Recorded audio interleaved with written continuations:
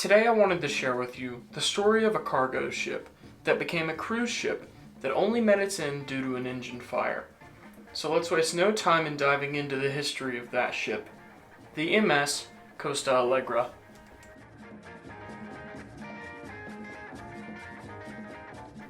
Launched in 1969 and used until 1986, the Annie Johnson was a cargo ship. On August the 8th, 1986, the ship was sold to the Regency Cruises with the intention of being rebuilt as a cruise ship. With this aim in mind, she was renamed Regent Moon. But these plans were never realized. Now, if this were any other ship in the world, that would be the end of it. The ship would probably be beached and then scrapped. However, this ship was different. The Annie Johnson was about to have a second life, as she was rebuilt to be a cruise ship. So from 1990 up until 1992, the ship was rebuilt as she was changed from a cargo ship to a cruise liner. She also had her name changed once again to her most famous name, the MS Costa Allegra. In her early years, she would sail the Mediterranean in the summer cruising season and the Caribbean in the winter cruising season. She would sail this route all the way up until 2006, when she was remodeled to be more appealing for the Asian cruise market, as she would now be sailing out of China. This only lasted 4 years, however, as she was soon moved back to the European market. To take a quick break from talking about the history of the ship, just to talk about the interiors. The ship had everything that you would need on a modern cruise liner: pools, a fitness center, multiple fine restaurants, and of course a casino and many, many bars.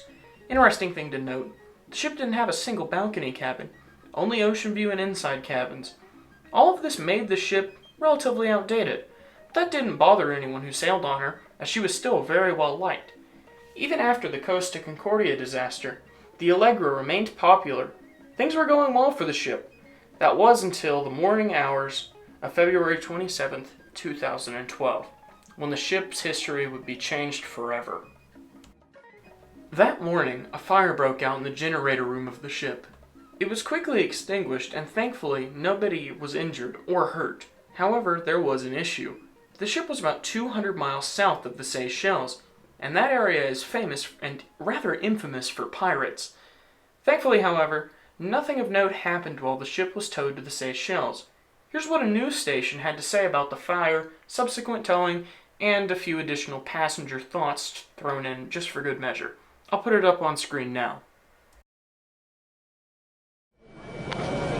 This is what happens when there's no air conditioning on your luxury cruise ship.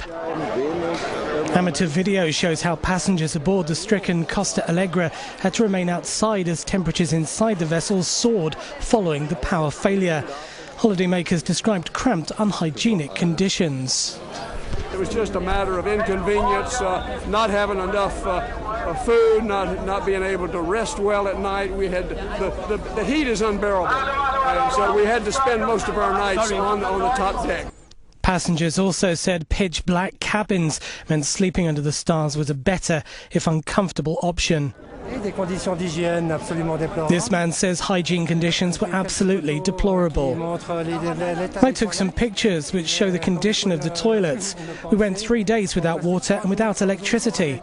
It's very difficult to live through these conditions, especially in this heat. But other passengers said there was no shortage of drinking water or cold food. One paid tribute to the crew, who said they tried their best to make customers feel comfortable. Almost immediately after this, she made it to the Seychelles, and Costa Cruise Lines announced that the Allegra would never return to service for them. Later that year, she was scrapped in Algiers, Turkey, the same place that most cruise ships are being scrapped today. Anyways, with all of that being said, what are your thoughts on the Costa Allegra? Did you ever sail on the ship, or maybe you just have some photos of the ship? Let me know in the comments. Anyway, with all that being said, thank you guys so much for watching. Comment, like, and subscribe, and I'll see you next time with the history of one of those ships that is being scrapped today in Algiers.